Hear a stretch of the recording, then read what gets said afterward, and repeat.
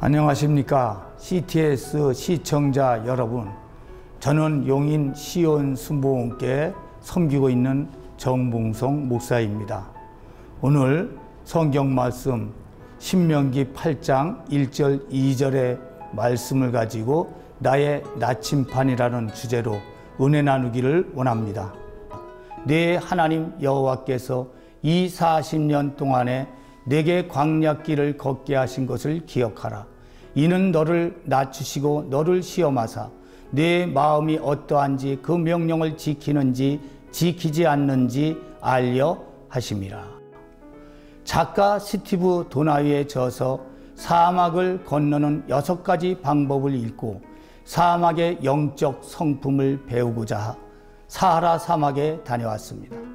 책과 사막에서의 경험을 통해 우리가 어떻게 살아가야 하는지 나누고자 합니다. 사막은 두 종류로 나뉩니다. 광야 사막과 모래 사막입니다. 광야 사막은 벌판이 있는 사막을 말합니다. 어찌됐든 사막을 건너기는 힘이 듭니다.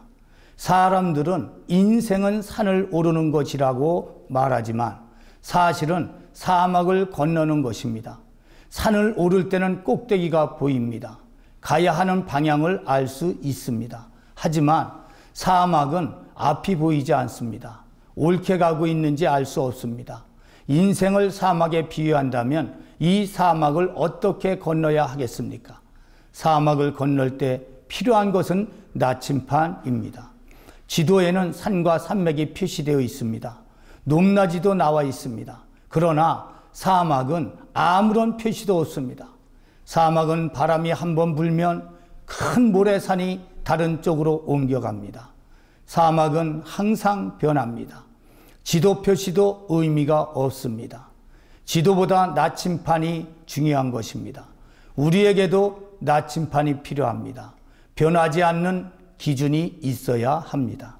성경은 우리에게 삶이 이스라엘 40년 광야 생활과 같다고 말합니다.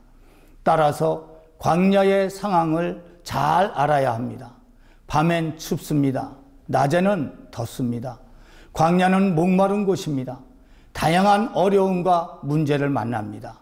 사막인 이 광야를 어떻게 걸어가야 할지, 무엇을 먹어야 할지 고민하게 됩니다. 그러나 더 중요한 것은 어느 길로 가야 하느냐는 것입니다. 인생도 똑같습니다. 어느 길로 가야 하는지 그 방향을 가르쳐 주는 것이 나침판입니다. 이 나침판은 언제나 똑같은 방향을 가르치고 있습니다. 우리에게 나침판을 무엇입니까? 바로 성경입니다. 하나님의 말씀입니다.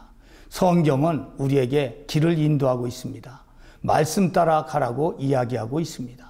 사막과 광야 속에서 기적이 무엇인지, 하나님이 함께 하시는 증거가 무엇인지, 하나님께서 우리를 어떻게 보호하시고 지키시는지, 내가 너희 삶을 어떻게 인도하는지 보여줍니다. 오늘 본문의 주제는 주님께서 우리에게 말씀으로 돌아오라고 하십니다. 그곳에 우리의 해결책이 있습니다. 우리 문제를 해결할 열쇠가 있습니다. 성경을 통해 하나님이 누구신지, 하나님의 위로가 무엇인지, 내 삶을 어떻게 인도하시는지, 내가 어떤 지혜를 가질 수 있는지, 어떤 꿈을 꿀 수 있는지 말씀해 주십니다. 우리의 방향을 잡아주시고 옳은 길로 갈 수 있도록 인도하여 주십니다. 이스라엘 백성의 광야 40년이 그랬습니다.